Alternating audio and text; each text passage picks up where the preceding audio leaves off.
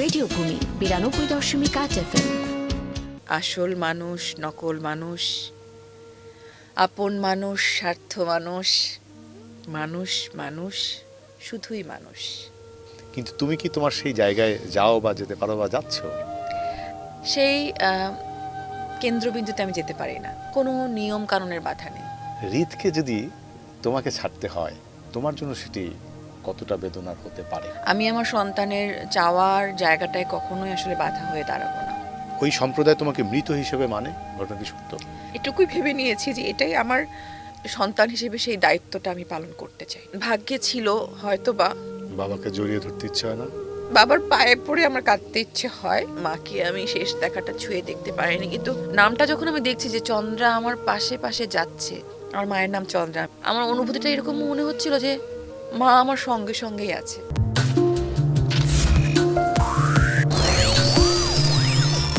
শৈশবে ইচ্ছে হয়েছে পাখি হব, বাঘ হব, কত কিছু হতে ইচ্ছে হয়। যখন স্কুলে প্রথম পড়েছি জীবনের লক্ষ্য, এইম ইন লাইফ, তখন খুঁজেছি আসলে কি হওয়া উচিত। গতানুগতিকভাবে তো সবাই বলেই দেয় বড় হয়ে তোমাকে ডাক্তার হতে হবে, ইঞ্জিনিয়ার হতে হবে, অনেক বেশি লেখাপড়া করতে হবে।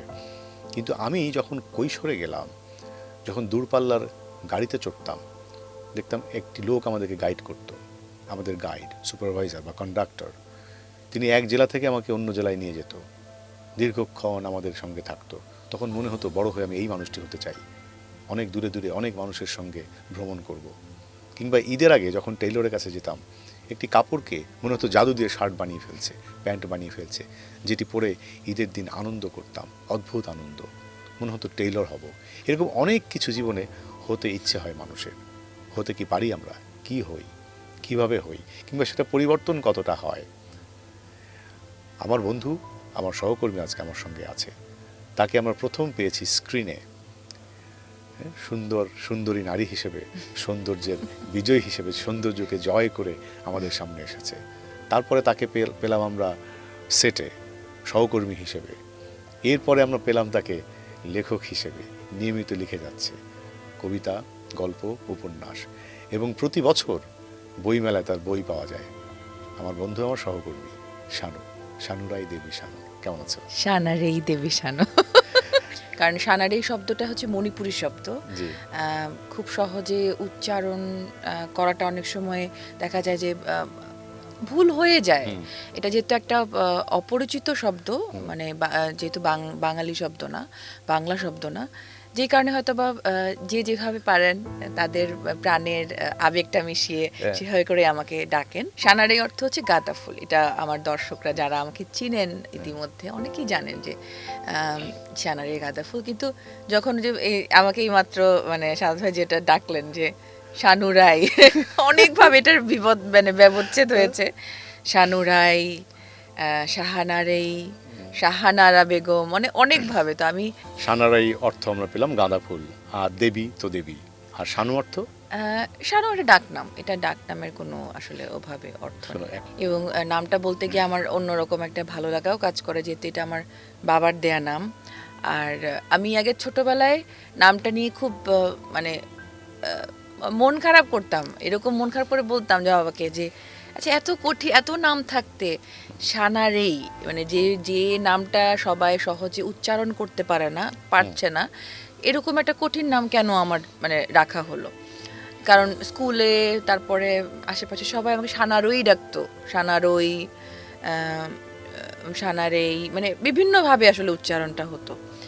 তা আমি একদিন মন খারাপ করে যখন বাবাকে বলছি, বাবা বলল যে এই নামটা রাখার পেছনে কারণটা, অনেকগুলো কারণ তো থাকেই। একটা কারণ হচ্ছে যে যেহেতু আমি ফেব্রুয়ারি মাসে আমার জন্ম, কিছুদিন আগে আমার জন্মদিন গেল, তো ফাল্গুন মাসে যেহেতু জন্ম, আর গাঁদা ফুল হচ্ছে ফাল্গুনের ফুল, তো ফাল্গুনের যেহেতু ফুল, সেই কারণে তোমার নাম গাঁদা ফুল মানে সানারি রাখা হয়েছে। আর এই গাঁদা ফুলটার একটা মানে বিশেষত্ব আছে, সেটা হচ্ছে যে ভেরি লং লাস্টিং ফ্লাওয়ার। মানে ফুলের মধ্যে অনেক ফুল তো খুব নাজুক থাকে, যে একদিন দুদিন ফোটার পরে আসলে ঝরে যায়, কিন্তু গাঁদা ফুল কিন্তু অনেক দিন টিকে থাকে। তো এই ব্যাখ্যাটা শোনার পরে অবশ্য আমার একটু মনটা ভালো হয়ে গেল, যেটা ঠিক আছে, যাক, সুন্দর একটা নামকরণ করা হয়েছে। কিন্তু ধরো যে লং লাস্টিং ফুল, ধরো বন্ধু হিসেবে আমার জীবনে তুমি কতটা লং লাস্ট করছো, অ্যাক্টর হিসেবে কতটা লং লাস্ট করছো, সুন্দরী নারী হিসেবে কতটা লং লাস্ট করছো, সহপাঠীদের বা সার্কেলে কতটা লং লাস্ট করছো, কত দীর্ঘ সময় বিলং করছো? সেক্ষেত্রে যেমন আমি বলি, যদি আমি 2005 থেকে আমার ক্যারিয়ার ধরি, সেক্ষেত্রে বেশ অনেক দিন হয়ে গেছে আসলে। আমি চোখের পলকে কিভাবে 20টা বছর পার করে ফেললাম, সেটা আমি মাঝে মধ্যে খুব অবাক হয়ে যাই। আমার দর্শকরাও যখন মানে আমার কাছে এখনো প্রত্যাশা রাখেন আরো ভালো ভালো কাজের, ভালো লাগা কাজ করে, আর আমার কাছে এখনো মনে হয় যে না, আমি এখনো কিছুই করিনি, মাত্র শুরু। এই কিছুদিন আগে আমি উইনার হলাম, লাক্স চ্যানেল সুপারস্টার উইন করলাম। সিলেট থেকে সেই সহজ সরল একটা সাদাসিধে একটা মানুষ, আমি সিলেট থেকে ঢাকায় এসে একটা যান্ত্রিক নগরীর মধ্যে পড়লাম, তারপর আস্তে আস্তে আমি বড় হলাম। আমি বলবো যে আমি ঢাকায় এসে বড় হয়েছি। এই নগরের অনেক কিছু কাছ থেকে দেখে শিখে, জীবনের চড়াই উতরাই অনেক কিছু পার হয়ে এখন হয়তো বা জীবনের একটা মধ্য বয়সে এসে পৌঁছে যাচ্ছি। আমার শিক্ষাটা আমার কাছে মনে হয় যে না, আমি শিখছি, এখনো শিখছি। আচ্ছা, আমরা তো সাধারণ বাংলায় আমরা জানি যে তুমি মণিপুরি। মণিপুরে, হ্যাঁ। আমরা এবার বইমেলায় তোমার যে বই এসছে, ওখান থেকে শব্দটি, নতুন একটি শব্দ আমরা পেলাম, যে মেইতেই। মেইতেই, হ্যাঁ, মেইতেই। মণিপুরীদেরকে মেইতেই বলা হয়। তো তুমি মেইতেই। হ্যাঁ, মেইতেই, এটি তোমার সম্প্রদায়ের নাম। হ্যাঁ। তুমি বেড়ে উঠেছো কোথায়? আমি বেড়ে উঠেছি সিলেটে। আমি যেহেতু মণিপুরী সম্প্রদায়ে বেড়ে উঠেছি, আমার মূল বাড়ি হচ্ছে হবিগঞ্জ চুনারুঘাটে, দাদা বাড়ি, কিন্তু সিলেট শহরে আমার বেড়ে ওঠা। আর আমি অবশ্যই মণিপুরী সম্প্রদায়ের যে মানে একটা সমৃদ্ধ একটা কালচারের মধ্য দিয়ে বেড়ে ওঠা। আমার মা আজ নৃত্যশিল্পী, এবং মানে আমি এটা গর্ববোধ করে বলতে পারি যে কালচারাল জার্নিটার মধ্য দিয়ে আমার বেড়ে ওঠা। সেই কারণে হয়তো বা আমার ভাবনা, তারপরে আমার ভেতরের যে শিল্পী হিসেবে আমার ভেতরে যে ছন্দটা, সেটা হয়তো বা এই কারণেই হয়তো বা অন্যরকম, আমি জানি না। এটা আমার আমার অনুভূতির জায়গা থেকে কথাগুলো আমি সরলভাবে বললাম। কারণ আমাদের মণিপুরী শিশুরা, একদম মেয়ে শিশুরা, তো বিশেষ করে মেয়ে শিশুদের কথা বলছি, ছোটোবেলায় জন্ম হওয়ার পর থেকেই আমাদের দাদা দাদি, দাদিরা, পিসিরা, কি হয় যে শেখানোই হয় ভাবে, বল শেখানো হয়, তাই দিং তাই দিং। এই সুর এবং নাচের ছন্দটা একদম যখন সে কিছুই বুঝে উঠতে পারছে না, তখন থেকে কিন্তু তার ভিতরে কিন্তু এই ছন্দ, তাল, লয় কিন্তু ঢুকে যাচ্ছে। তারপর যখন আমাদের ঝুলন যাত্রা হয়, প্রতি ঝুলন যাত্রা, এটা কোন সময়, মানে শ্রাবণের সময় হয়, ঝুলন পূর্ণিমার সময়। তো ওই প্রোগ্রামে, ওই অনুষ্ঠানে, এই রিচুয়ালসে কিন্তু তখন হচ্ছে মণিপুরী মেয়ে শিশুরা একদম সার্কেল করে 4 দিন ব্যাপী একটা নাচের অনুষ্ঠান হয়। তো সেইখানেও কিন্তু একদম 1 বছর 1.5 বছর বয়স থেকে কিন্তু আমাদের ট্র্যাডিশনাল পোশাকটা পরিয়ে কিন্তু তাকে ওই কি বলে মণ্ডলীর ভিতরে কিন্তু তাকে ঢুকিয়ে দেওয়া হয়, সে তার মতো করে নাচতেছে, হ্যাঁ, নাচটা করছে। তো এই যে তার ভেতরে দেখে দেখে বা এই মানে ছন্দের মধ্যে পড়ে যাওয়ার যে বিষয়টা, আমার কাছে মনে হয় এই কারণে হয়তো বা আমাদের মণিপুরি মানে মেয়েরা, নারীরা অনেক বেশি সাংস্কৃতিক এই অনুভূতির জায়গা থেকে অনেক বেশি সক্রিয় থাকে। ওখানে মানুষ কি ভাষায় কথা বলে? তোমার শৈশব কি ভাষা শুনেছো তুমি? মণিপুরিতে আমাদের মাতৃভাষা আলাদা, আলাদা বলতে মণিপুরি, এই যে মেইতেই আমাদের ভাষার নামও মেইতেই, হ্যাঁ, এবং আলাদা বর্ণমালাও আছে। সেই বর্ণমালার প্রচলন এখন নেই, খুব একটা নেই বলতে অনেক দিন ধরেই নেই, যে কারণে আমরা বাংলা বর্ণমালাতেই মণিপুরি ভাষাটা লেখা হয়ে থাকে। আবার নতুন করে এই বর্ণমালার প্রচলন শুরু হচ্ছে। তোমার সেই ভাষার চর্চা কি আছে? না, সেই ভাষার চর্চা মুখে আছে, লেখায় নেই। তো যে কারণে লেখার চর্চা, যেমন আমার এই মেইতেই পুরাণের এই বর্ণমালাটা, এই যে মেইতেই পুরাণ, এই লেখাটা কিন্তু এই মণিপুরি বর্ণমালা দিয়ে লেখা হয়েছে। তো এই বর্ণমালার প্রচলন এখন আবার নতুন করে হচ্ছে, আমিও নতুন করে এক্সপ্লোর করছি। আমি ছোটবেলাতেই শিখেছি আমাদের বর্ণমালাগুলো আমাদের মানবদেহের বিভিন্ন অঙ্গ প্রত্যঙ্গের নামে আছে, যেমন মানে কোক, শাম, মিথ, না, এরকম আমি বললে হয়তো এটা রিলেট করতে পারবে না আমার দর্শকরা বা আমার যারা আমাকে শুনছেন দেখছেন। তুমি এখন ক্যামেরার দিকে তাকিয়ে তোমার মেইতেই ভাষায় তুমি দর্শককে স্বাগত জানাবে আর আমার সম্পর্কে প্রশংসা করবে। এভাবে বললে আসলে দর্শকরা তো কিছুই বুঝবে না। সাবটাইটেল দিয়ে দিব তোমাকে। Subtitle nungaina leinaba oishanu punamak nungsiba okchari punamagpu। আর আমার আরেকটা বিষয় আমি আমি এটা বলতে চাই আমার দর্শকদের উদ্দেশ্যেও, যে মণিপুরি আমার মাতৃভাষা, কারণ জন্মের পর থেকে আমি এই ভাষাতেই ঘরের মধ্যে বাবা মা আমার আত্মীয় স্বজন সবার সাথে এই ভাষাতেই আমি কমিউনিকেট করেছি। কিন্তু বাংলা যেহেতু আমার বাংলাদেশের নাগরিক হিসেবে আমি স্কুল কলেজ আমার প্রিয় মানুষজন বন্ধু বান্ধব সবার সাথে বাংলাতেই আমি অনুভূতিগুলো আমি শেয়ার করেছি, সেই কারণেই কিনা যায় না বাংলা আমার অনেক বেশি প্রাণের ভাষা। একটা সময় মনে হয়েছে যে বাংলাতেই আমি অনেক বেশি স্বাচ্ছন্দ্য বোধ করি এবং বাংলা ভাষাতে আমি আমার মনের অনুভূতিগুলো সহজভাবে লিখতে পারছি, বলতে পারছি, যে কারণে এখন এই মুহূর্তে যেহেতু আমি মণিপুরি ভাষার প্রচলনটা খুব কম, আমি আমার মণিপুরি কারোর সাথে হয়তো সরাসরি দেখা হলে তাদের সাথে যেরকমভাবে আমি কমিউনিকেট করতে পারবো, এখন আলাদাভাবে মণিপুরি ভাষা বলতে গেলে আমি হয়তো বা এটা কিছুটা হলেও আমি একটু সেই প্রতিবন্ধকতার চর্চাটা।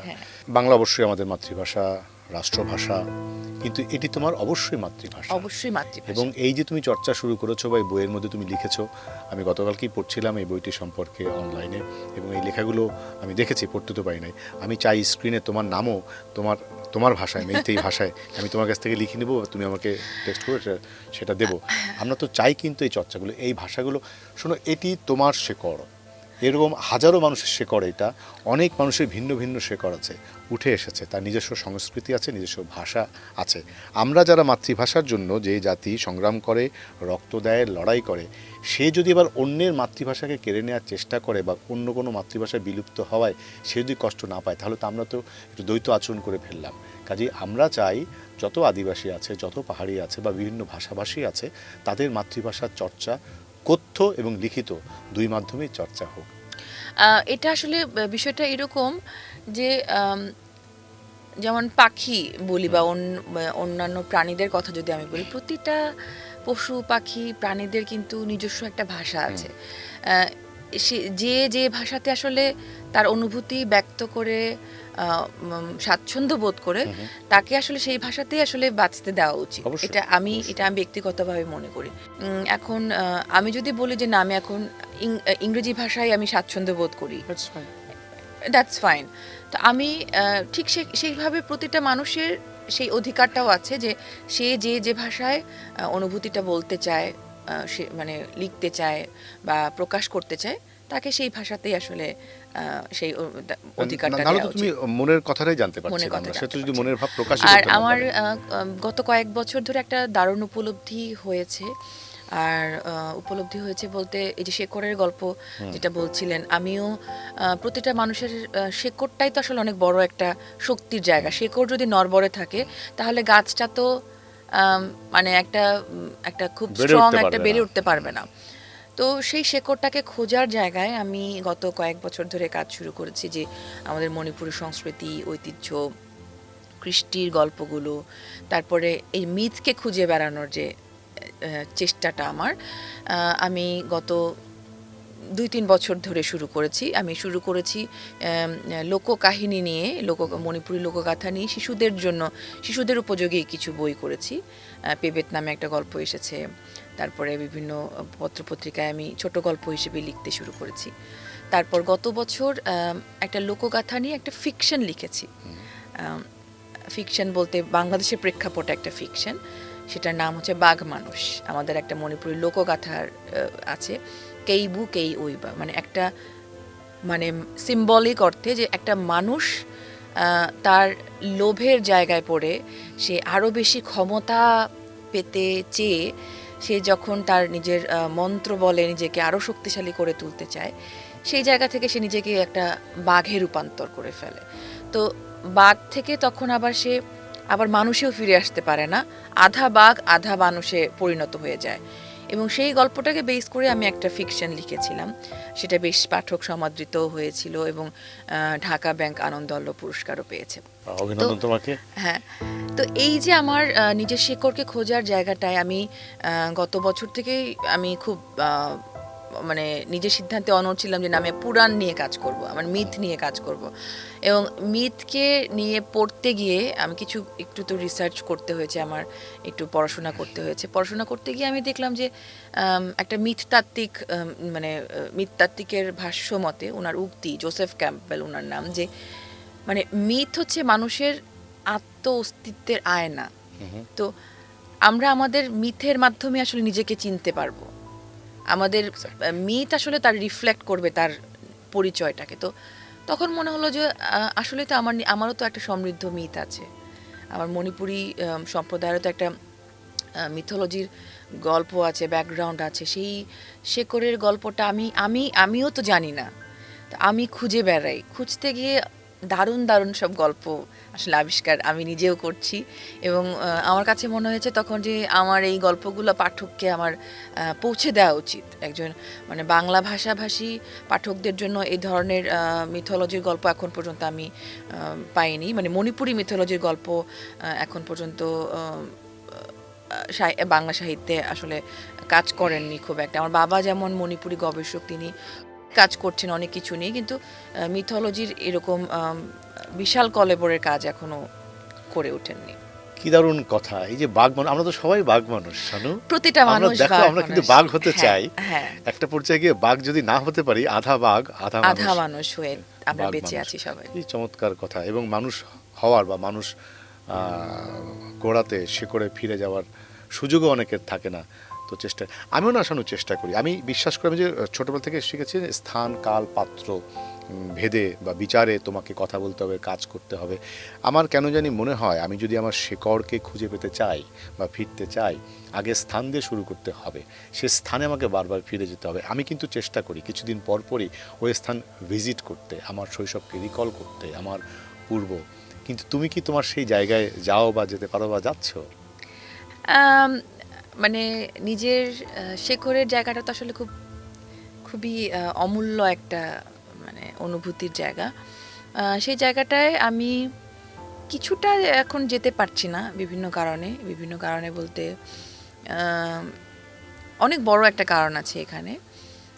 সেটা হচ্ছে যে 2005-এর পরে আমি যখন নিজেকে সিলেট থেকে আসলে ঢাকায় এসে স্থানান্তর করলাম, তারপরে যান্ত্রিক নগরীর ব্যস্ততার একটা তো বিষয় আছেই, সেই কারণে আমার যাওয়া হয়ে উঠছিল না। তার পরবর্তীতে যখন আসলে জীবনের একটা অনেক বড় একটা সিদ্ধান্ত নিলাম, সেই সিদ্ধান্তে যখন আমার পরিবার, আমার সম্প্রদায় আমার সঙ্গে থাকলো না, তখন আসলে শৈশবের সেই স্থানটাকে আমার ত্যাগ করা বলবো না, আমার কিছুটা আমাকে দূরে সরিয়ে রাখতে হয়েছে। এবং আমি এখনও যাই না বলবো না, কিন্তু খুব কম যাওয়া হয় আমার। শুধুমাত্র কাজের প্রয়োজনে যখন আমি সিলেটে যাই তখন আমি যাই, কাজটা সেরে চলে আসি। কিন্তু আমি আমার নিজের শেকড়ের যে মানে আকুল জায়গা থেকে যে অনুভূতিটা আমি সবসময় লালন করি, সেই কেন্দ্রবিন্দুতে আমি যেতে পারি না। এটা আমার আসলে আক্ষেপ বলবো না, এই গল্পটা আমার অনেক দর্শকরা অলরেডি জানেন। একটা আমি ব্যক্তিগতভাবে মানুষ হিসেবে আমি এটা মনে করি যে আসলে সব কথা বলতে নেই, সব জায়গায় সব রহস্য সবাইকে জানাতে নেই, কিন্তু কিছু কিছু রহস্য আসলে প্রিয়জনরা জেনেই যায়, কাছের মানুষরা জেনেই যায়। তো সেইভাবে আসলে আমার এই গল্পটাও বাংলাদেশের অনেক মানুষরা, অনেক দর্শকরা জেনে গেছে ইতিমধ্যে। তুমিও নিশ্চয়ই বুঝতে পারছো যে আমি কেন এই প্রশ্নটা করলাম, কারণ আমি হয়তো তোমার প্রিয়জনদের তালিকায় আছি, কিন্তু দর্শকও নিশ্চয়ই তোমার প্রিয়জনের তালিকায় আছে, তুমি দর্শকের প্রিয়। যে তুমি একটি সিদ্ধান্ত নিলে তোমার ব্যক্তিগত জীবনের, সেটি কি বলা যায় কিনা বা বলবে কিনা? মানে এটা বৈবাহিক সিদ্ধান্তের কারণেই তো তোমাকে দূরে সরতে হয়েছে। তো দর্শক তো তোমার প্রিয়জনের তালিকায় নিশ্চয়ই আছে, তুমি দর্শকের প্রিয়জনের তালিকায় আছো। এখন প্রিয়জনরা আমরা জানতে চাই বা আমরা কেউ জানি যে তুমি একটি গুরুত্বপূর্ণ সিদ্ধান্ত নেওয়ার কারণে তোমার পরিবার, তোমার বাবা মা বা তোমার সম্প্রদায় একটি কঠিন সিদ্ধান্ত নিতে বাধ্য হয়েছে। সেটি তো বৈবাহিক সিদ্ধান্ত, তাই তো তোমার জীবনে। তো প্রিয়জন, আমরা যদি বলো, মানে তোমার যদি খুব আপত্তি না থাকে। একজন মানুষ হিসেবে যে আমি সবসময় স্বচ্ছ থাকতে চাই আমার সম্পর্কের জায়গায়, সব কিছুতে আমি স্বচ্ছতাটাকে প্রাধান্য দিই। কিন্তু আমি যে প্রফেশনে আমি আছি, যে জায়গাটা আমি বিলং করছি, সেই জায়গাটার মানুষ হিসেবে সাধারণ দর্শকদের একটা অনেক উৎসুক একটা কৌতূহল সবসময় থাকে যে এই মানুষগুলোর জীবনযাপন কেমন, মানুষগুলার জীবন কীরকম আসলে যায়, ভালো আছে কি ভালো নেই। তো সেই জায়গাটায় আমি আসলে ব্যক্তিগত জীবনের গল্পটা খুব মানে ডিটেলসে বলতে চাই না, কিন্তু যেহেতু এটা আমার দায়িত্ব যে দর্শকদের প্রতি এক ধরনের জবাবদিহিতার জায়গা থেকেই হোক, বা যে প্রিয়জন হিসেবে, দর্শকরা তো আমার অবশ্যই প্রিয়জন, যে দর্শকরা আমাকে ভালোবাসছে দেখেই তো আমি আমার কাজগুলো দর্শকরা সাদরে গ্রহণ করছেন, আমার করা চরিত্রগুলোকে আগলে নিচ্ছেন। এখন পাঠকরা তোমার বই পড়ছে। হ্যাঁ, পাঠকরা আমার বই পড়ছেন। তো সেখানে আমার অবশ্যই একটা শিল্পী হিসেবে একটা দায়বদ্ধতা থেকেই যায়। তো সেই কারণে আমার ব্যক্তিগত জীবনের গল্পটা কিছুটা হলেও আমি আসলে স্বচ্ছতার জায়গা থেকে আমি জানান দিতে চাই। তো যে বৈবাহিক সম্পর্কের জন্য, যে সম্পর্কটার জন্য যুদ্ধ করে আসলে আমি আমার পরিবারকে ছেড়েছি, আমার সম্প্রদায়কে ছেড়েছি, দুর্ভাগ্যবশত আসলে সেই সম্পর্কটাও আসলে আমার ভাগ্যে স্থায়ী হয়নি। আমাকে আসলে কঠিন সিদ্ধান্ত নিতে হয়েছে। এবং একটা জিনিস আমি শিখেছি, আমার কাছে মনে হয়েছে জীবন এমন একটা যাত্রা, জীবন এমন একটা সমুদ্র যাত্রা, সেই যাত্রায় আসলে অনেক বড় বড় ঢেউ আসলে আমাদের জীবনে আসলে আছড়ে পড়ে। সেই ঢেউগুলোকে অতিক্রম করে আমাদের পার করে যেতে হয়। তো আমি সেরকম করেই পার করে যাচ্ছি। আবার একটা নতুন একটা জীবনের সন্ধানেই বলবো আমি যুক্ত হয়েছি আরেকটা জীবনের সাথে, আরেকটা মানুষের সাথে। তিনি একজন শব্দের মানুষ, কবিতার মানুষ, সেই কারণেই হয়তো আমাদের সংযোগটা খুব সহজেই হয়েছে। আমি এত বড় একটা সিদ্ধান্ত দ্বিতীয়বার নিতে পারবো কি না আমিও আসলে ভেবে উঠতে পারছিলাম না। তো সেই মানুষটা এখন আমার সঙ্গে আছে, শব্দের সঙ্গে আছে। ওনার নাম কবি মাহবুব জামিল পুলক। আছি এখন সংসার জীবনে সবকিছু মিলিয়ে পুরনো অনেক তিক্ত অভিজ্ঞতাকে মুছে ফেলে সুন্দর জীবনের প্রত্যাশায় বেঁচে আছি। তোমার জন্য শুভকামনা শানু। তুমি দ্বিতীয় বিয়ে করছো এবং এবার তোমার সেই নামের অর্থ সানারেই, দীর্ঘস্থায়ী, লং লাস্টিং। তোমার জীবন এখানেই এবং শেষ নিঃশ্বাস পর্যন্ত ভালোভাবে একসঙ্গে থাকো, সেই শুভকামনা। আমি আসলে একটু আগে তুমি এগিয়ে গেছো, এটা আমার জন্য সুবিধা হয়েছে প্রশ্নের। আমি যে আমরা জানি, ধরো এটা আমি তোমার ব্যক্তি জীবনের এক্সপেরিয়েন্সের জায়গা থেকে আমরা আলাপ যদি নাও করি, যে ধর্ম হচ্ছে আমাদের সবচেয়ে আদি ইনস্টিটিউশন। আমাদের শৃঙ্খলিত করবার জন্য, আমাদের নিয়মের মধ্যে আনার জন্য ধর্মের সৃষ্টি হয়েছে। আমরা সেটা বিশ্বাস করি, মানি, এবং একটা নিয়মের মধ্য দিয়ে আমরা আমাদের জীবনকে অতিবাহিত করি। কিন্তু সেই নিয়ম কখনো কখনো মানুষের কতটা বেদনার হয়ে থাকে যে তুমি তোমার ধর্ম মতে বা সম্প্রদায়ের মধ্যের কোনো মানুষকে বিয়ে করতে পারছো না, ভালোবেসে অন্য একটি মানুষকে তুমি বিয়ে করছো। বিয়ে করার কারণে তোমার ধর্মকে, আমি যেখান থেকে একটু আগে শুরু করেছি, স্থান, সেই স্থানকে সম্প্রদায়কে ছাড়তে হচ্ছে। তো আমি আসলে ওইটি তোমাকে জিজ্ঞেস করেছিলাম, ওইটা কতটা বেদনা এখন। এবং তোমার এখন সন্তান আছে, তার নাম রীতের এখন বয়স কত? 15 বছর। 15 বছর বয়স হয়ে গেছে। আর তুমি তোমার বাবাকে ছেড়েছিলে কত বছর বয়সে? 22 বছর। 22 বছর। তো রীতকে যদি তোমাকে ছাড়তে হয়, তোমার জন্য সেটি কতটা বেদনার হতে পারে? আমরা তো অভিনয় শিল্পী, আমরা কল্পনা করে বেদনা অনুভব করি অন্যের, আমরা কল্পনা করে অন্যের সুখ, অন্য চরিত্রের সুখ আমরা অনুভব করি। কিন্তু যখন সেটি কল্পনার বেদনা হয় না, কল্পনার বাস্তবের বেদনা হয়, তখন এটা রীত যদি তোমাকে ছেড়ে যেতে বাধ্য হয়, কেমন? না, ছেড়ে যেতে বাধ্য হয় বলতে এক প্রকার তো ছেড়ে যেতে হয়েছে। আমি যেহেতু নতুন আর একটা সম্পর্কে। ও, রীত কি তোমার সঙ্গে নেই এখন? না, তো সম্পর্কে আমি যুক্ত হয়েছি। তো এখানে যেটা হয়েছে যে জীবন আসলে এমন একটা সত্যের মুখোমুখি করেছে, সেই সত্যকে আমি অবশ্যই অস্বীকার করতে পারবো না। এবং আমি খুব শখ করে আমি আমার সন্তানের নাম আমি রেখেছিলাম ঋত। ঋতর অর্থ হচ্ছে পরম সত্য। তো সন্তান আমার অবশ্যই পরম সত্য, জীবনের পরম সত্য। আমি মানে অভিভাবক না হলে, আমি মা না হলে আমি হয়তো আমার বাবা মায়ের কষ্টের অনুভূতিটা আমি অনুভব করতাম না। আমি একটা জীবনের একটা মারপ্যাচ বলবো না, জীবনের একটা এমন একটা জায়গায় দাঁড়িয়ে আসলে আমাকে এই কঠিন সিদ্ধান্ত নিতে হয়েছিল। তো সেখানে আমার বাবা কিন্তু খুব আমি বলবো যে খুব উদার একটা মানসিকতার পরিচয় দিয়েছেন।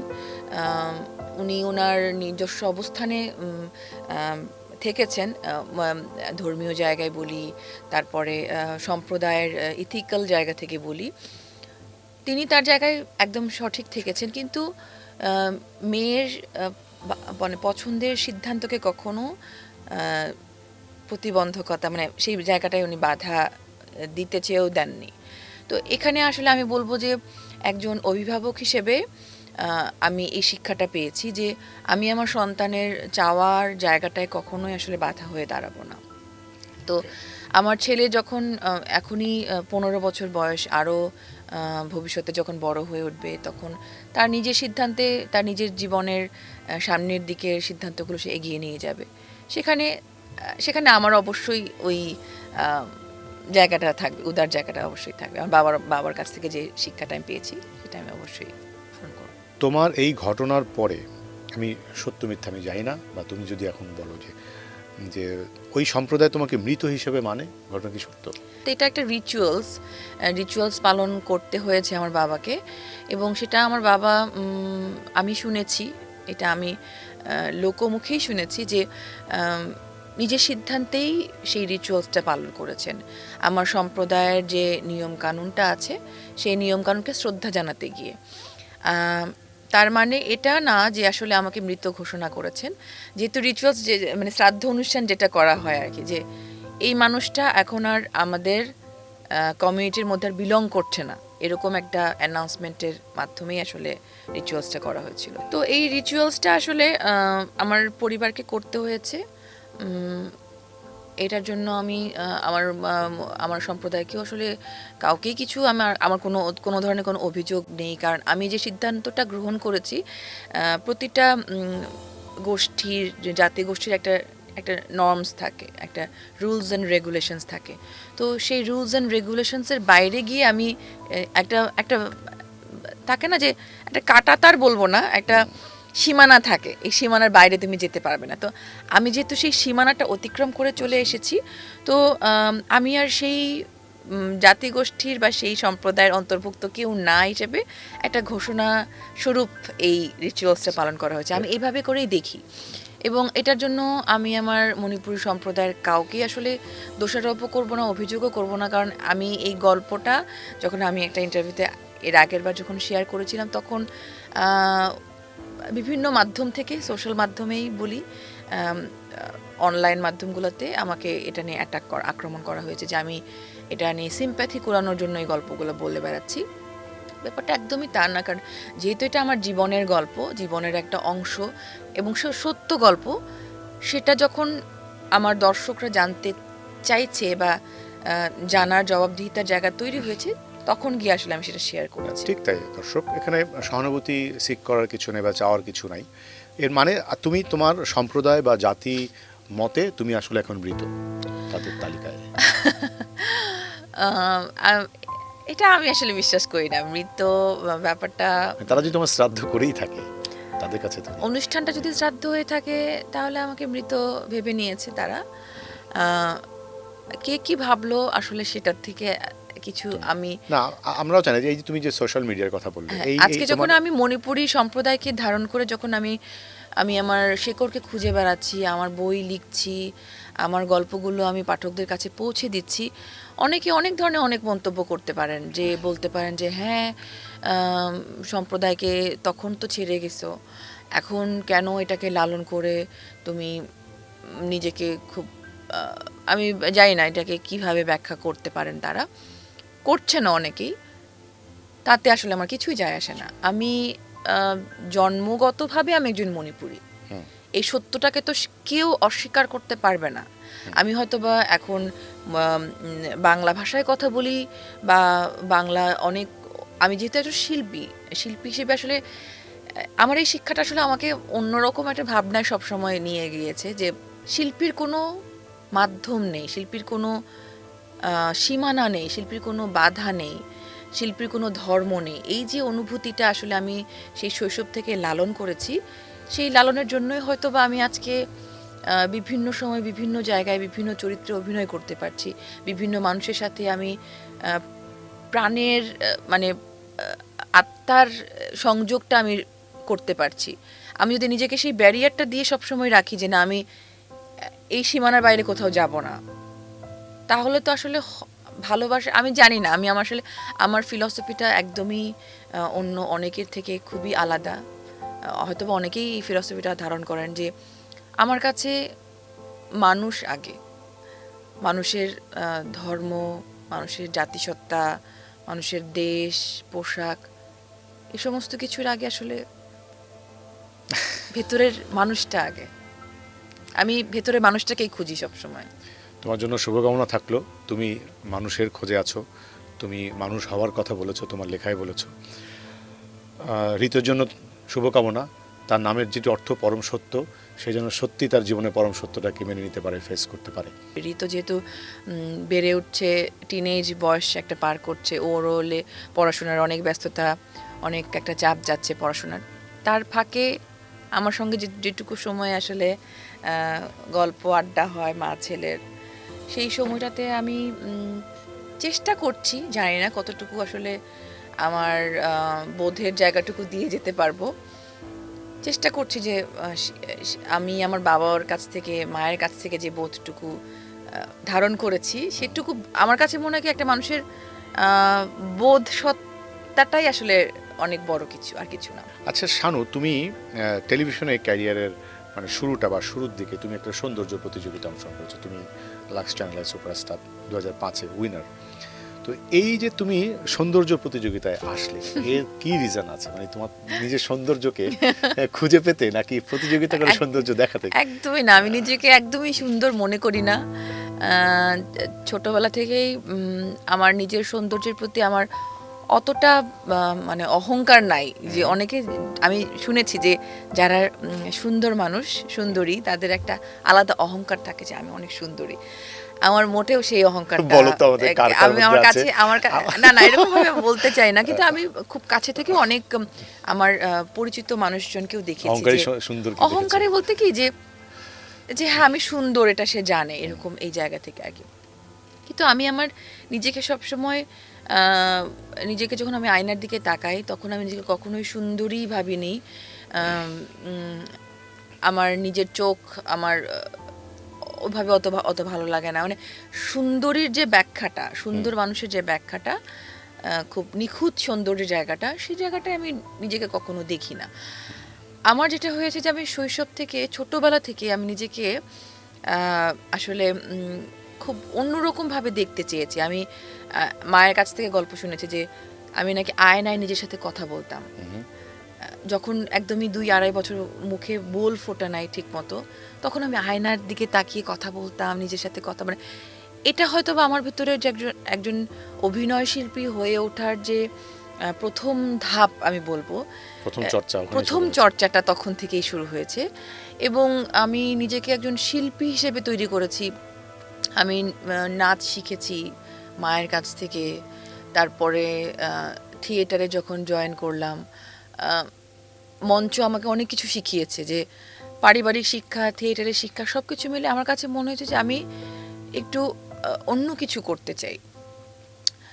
তো এরকম করতে করতে যখন আমি তরুণী হয়ে উঠেছি, কিশোরী থেকে তরুণী হয়ে উঠেছি, তখন আমি অনুভব করতাম যে চারপাশের মানুষজন আমাকে একটু বিশেষভাবে আসলে একটা আলাদা এক্সট্রা কি বলবো এমফেসিস দিচ্ছে, লাইক Attention দিচ্ছে। অ্যাটেনশন দিচ্ছে, সবাই আমাকে সুন্দর বলছে, কিন্তু আমি ভাবছি যে আমি তো এত সুন্দর না, তো সবাই আমাকে সুন্দর কেন বলছে।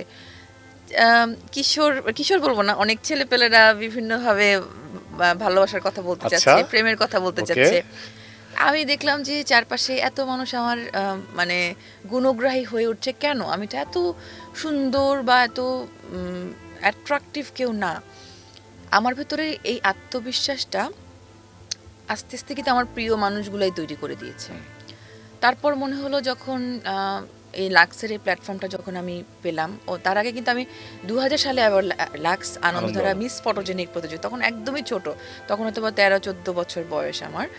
তো তখন আমি আবার নিজের উদ্যোগে আমি ছবি পাঠিয়ে, ফটোশ্যুট করে আমি ছবি পাঠিয়ে দিয়েছি, এবং সেরা বাংলাদেশ থেকে সেরা 10-এর মধ্যে আমি সিলেক্টেড হয়ে ঢাকায় এসে আমি 6th হয়েছিলাম। সেবার আমাকে আফজাল হোসেন মঞ্চে দারুণ একটা প্রশ্ন করেছিলেন, সেই প্রশ্নের উত্তরও আমি দিয়েছিলাম। অনেক মানুষ সেটা খুব বাহবাহ দিয়েছেন। তখন থেকে কিন্তু আমার কাজের একটা সম্ভাবনা তৈরি হয়েছিল, কিন্তু তখন আমার বাবা বলছেন, না, তোমার বয়স এখনো হয়নি, পড়াশোনাকে শেষ করো, তারপরে গিয়ে তোমাকে সেই সুযোগটা দেয়া হবে। তা আমি আমার অভিভাবকের কথা শুনেছি, আমি আমার পড়াশোনা শেষ করেছি। অনার্সে যখন ভর্তি হয়েছি তখন গিয়ে হচ্ছে আমার লাক্সের এই কম্পিটিশনটা শুরু হয়েছে। তখন মনে হলো যে না, আমি আরেকবার দিই, নিজেকে পরীক্ষা করার যে জায়গাটা, ইচ্ছাটা আমার ভেতরে ছিল, সেই আগ্রহটা আসলে আমাকে এত দূর নিয়ে এসেছে। এবং লাক্স চ্যানেল সুপারস্টার এই প্ল্যাটফর্মটা আমাকে আজকের এই অবস্থানে এই 20 বছর পার হয়ে এই শানুকে আজকে যখন দর্শকরা সবাই চিনছে, দেখছে, অবশ্যই এটার কৃতিত্ব অনেক বেশি। হ্যাঁ, এটি অনেক বড় কন্ট্রিবিউশন। অনেক বড় অনেক contribution। আমরা অনেক অভিনয় শিল্পী পেয়েছি এই অনুষ্ঠানের মধ্যে দিয়ে, এই কম্পিটিশনের মধ্যে দিয়ে। যে কিশোররা তোমার সৌন্দর্যের প্রশংসা করতো, কোনো কিশোরের কথা মনে আছে বা কারোর সঙ্গে যোগাযোগ আছে? না, কারোর সঙ্গে যোগাযোগ নেই, কিন্তু অনেকেই আছেন আমার এখন। আমি একটা গল্প মানে এই মুহূর্তে মনে পড়ছে, জন্য আমি দর্শকদের সাথে শেয়ার করছি। আমাদের মণিপুরি একজন কিশোর, তখন কিশোরই ছিলাম আমরা, কিশোরই ছিলাম, স্কুল লাইফের গল্প। তো প্রতিদিন আমার জন্য আমি একটা কোচিংয়ে পড়তাম, তো কোচিং থেকে বের হতাম সন্ধ্যার দিকে, সন্ধ্যা মানে এরকম মানে সন্ধ্যা হবে তার আগ মুহূর্তে এরকম একটা সময়। তো ঠিক ওই সময়টাতে প্রতিদিন ওই মানুষটা একটা হাওয়াই মিঠাই কালারের শার্ট পরে বাসার সামনে, তাদের বাসার সামনে দাঁড়িয়ে থাকতো। তো এবং এটা প্রতিদিন এবং একই শার্ট পরে এরকম মানে ঘটনা ঘটেছে আর কি। তো কিশোরী সময়ে, কিশোরী মনে তো আসলে এই বিষয়গুলো, ছোট ছোট অনুভূতিগুলো খুব আনন্দও লাগতো, আবার বিরক্তিরও আসলে উদ্রেক করতো, যে এত প্রেমের প্রস্তাব পেয়েছি, প্রেম বলবো এত প্রস্তাব পেয়েছি, আমার মাঝে মধ্যে বিরক্ত লাগতো যে উফ, এরা কেন, আমি কি একটু স্বাভাবিকভাবে কোথাও যেতেও পারবো না? বা এমন হতো যে বিয়ের অনুষ্ঠানে গিয়েছি, সবাই খুব এরকম গাঁদা ফুল ছুঁড়ে মারছে, আমার নাম যেহেতু গাঁদা ফুল ছুঁড়ে মারছে। তো এরকম অনেক মজার টুকরো অনেক স্মৃতি আছে। আমি তোর সঙ্গে কথা বলে নেই, এই যে হাওয়াই মিঠাই রঙের শার্ট পরে যেই কিশোর, আজকে নিশ্চয়ই কিশোর নেই, অনেক বড় হয়ে গেছো, যেখানেই থাকো তুমি আমাদের সঙ্গে যোগাযোগ করবে। আর যদি সাহস থাকে এখনো, আবার একটা হাওয়াই মিঠাই কালারের শার্ট পরে আমাদের সঙ্গে দেখা করবে। আচ্ছা, না, যে সময়টা পার হয়ে যায় সেই সময়টা আসলে চলেই যায়। ও, তার মানে আসলে দেখা করবে না, লাভ নেই। হ্যাঁ, আচ্ছা, আমার কাছে এসো, আমি কথা বলবো। আচ্ছা, সেই হাওয়াই মিঠাই রঙের শার্ট পরা ভদ্রলোক আসেন বা না আসেন, হ্যাঁ, খুব বেশি প্রয়োজন নেই ফিরে আসবার। আমাদের আসলেই হারিয়ে যাওয়া অনেক মানুষ ফিরে আসবার দরকার হয়তো নেই, কিন্তু ভুলে যাওয়ারও হয়তো দরকার নেই। শানু, এমন কোনো মানুষের কথা কি তোমার এখনো মনে আছে যে তোমাকে ভালোবাসতো, তুমি ভালোবাসতে, ভালো একজন আর একজনকে বেসেছিলে? এটা খুব কঠিন, আবার খুব সহজও। কারণ হচ্ছে জীবনের যে মুহূর্তগুলো আসলে পার হয়ে যায়, সেটা আসলে পার হয়েই যায়। সেখানে অবশ্যই অনেক অনুভূতি সত্য ছিল, কিন্তু যে জিনিসটা আসলে চলে যায় সেটা হাওয়ায় হাওয়ায় মিঠাই হয়ে যায়। মানে আমি অন্য সেন্সে বললাম কথাটা। তো মিলিয়ে যায় জীবনের স্মৃতি থেকে মিলায় না, মানে সময় থেকে মিলে, বাস্তবতা থেকে মিলিয়ে যায়। তো এরকম অনেক অনেক বলবো না, গুটি কয়েক সম্পর্কের কথা আমি বলতে চাই, যে সম্পর্কগুলো আসলে থাকতে পারতো, কিন্তু আসলে সময়ের হিসেব নিকেশে হারিয়ে গেছে। তো সেই হারিয়ে যাওয়া সম্পর্কটাকে আসলে আর, যেটা একবার পিছনে চলে যায় সেটা আসলে আর ফিরে আসার সম্ভাবনা আর থাকে না। শুনলেন? আর যে মানুষগুলো আমাকে অনেক বেশি পছন্দ করতেন, বা ভালোবাসা বলবো না, আমি পছন্দের অনুভূতির জায়গা থেকে আসলে শ্রদ্ধা করে গেছেন, এখনও আছেন এরকম অনেক মানুষ আমি অনুভব করি, টের পাই। সেই মানুষগুলোর অনুভূতিগুলোকে ভালো লাগার অনুভূতিগুলোকে আমি এখনও শ্রদ্ধা করি, কারণ এই মানুষগুলোর ভালোবাসাগুলোকে হয়তোবা আমি তার সেই অনুভূতিগুলোকে আমি ছুঁতে পারছি না, কিন্তু অনুভব করতে পারি যে এই মানুষগুলোর অনুভবগুলো আমাকে আসলে সবসময় একটা শিল্ডের মতো রক্ষা করে রাখছে। ঠিক আছে, তাদের ভালোবাসা তুমি এখনো ফিল করো, কিন্তু আপনারাও শুনলেন তো, হাওয়ায় মিলিয়ে গেছে। হাওয়ায় মিলিয়ে গেছে, হ্যাঁ। হাওয়ায় মিলিয়ে যায়। আচ্ছা শানু, আবার একটু লাক্স চ্যানেলে সুপারস্টার আসি। আমরা দর্শকরা বা ইন্ডাস্ট্রিতে যারা কাজ করি, আমরা নানাবিধ, আর এখন তো সোশ্যাল মিডিয়ার কারণে অনেক বেশি কথাবার্তা মানুষ বলার সুযোগ আছে। আর যখনই তুমি অনেক কথা বলবে, দু চারটা ভুল কথা তো বেরিয়ে যাবেই, তো ভুলও হতে পারে, সঠিকও হতে পারে। আমি শুনি যে তোমাদের অনেক চ্যালেঞ্জের মধ্য দিয়ে আসলে সুপারস্টার হতে হয় লাক্সে।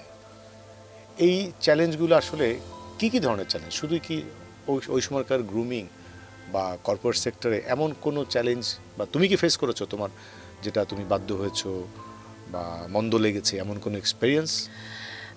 না, টু বি ভেরি অনেস্ট, আমি এরকম গল্প, এরকম